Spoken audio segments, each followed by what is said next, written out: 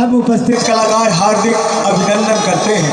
तो आइए एक प्यारा सा लोक भजन से हम आपकी सेवा करते हैं। समय को देखते हुए जैसा आदेश हुआ है, बहुत कम समय है और ऐसे में कार्यक्रम भी प्रस्तुत करना है। तो कहते हैं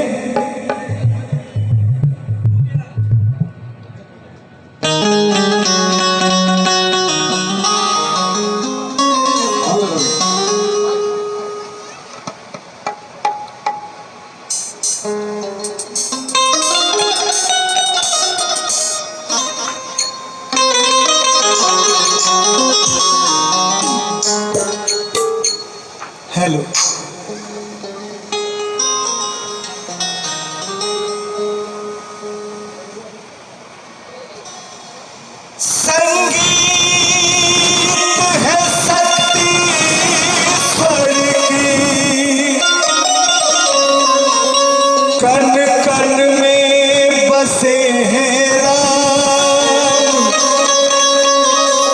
रागी जो सुनाए रागिनी,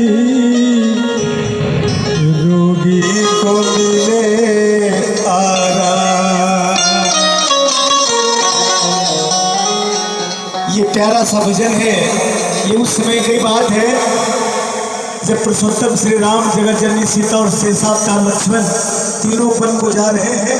वन में निषाद राज जब देखते हैं प्रभु श्री राम को, तो निषाद राज उदास हो गए और कहने लगे,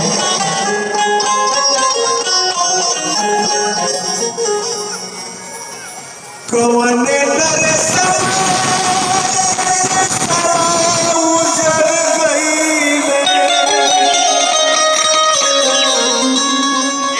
कौन अभागा के घरवा उजर गईले, धैला तू तपसी के भेष कहवा के बार तुझे, कहवा के बार तुझे।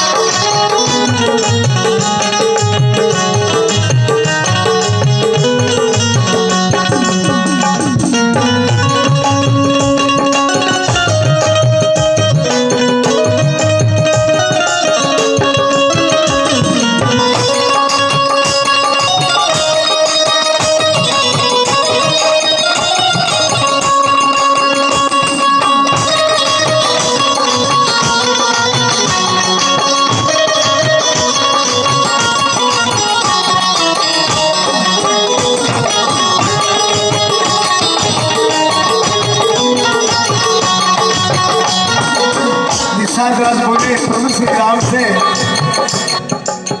आज तुमान बाबू हमारी बतिया,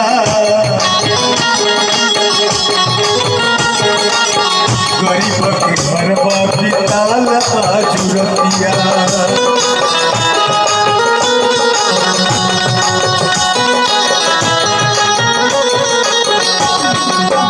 आज तुमान बाबू हमारी बतिया, गरीब के घरवा बिताल आजुरतिया।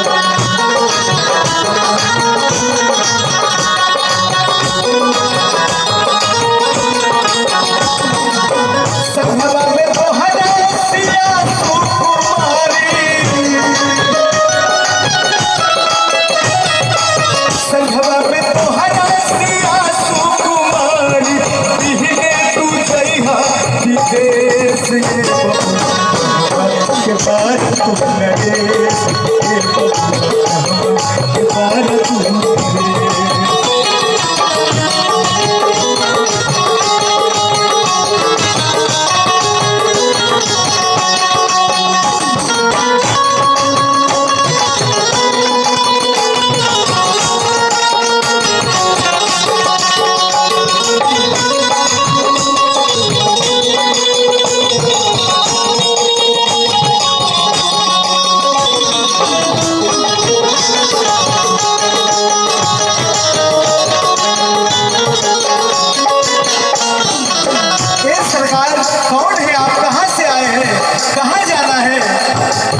चांद सन मुखरा बाबू काहे मुरझैला फूल सन देहिया के काहे तू भुलैला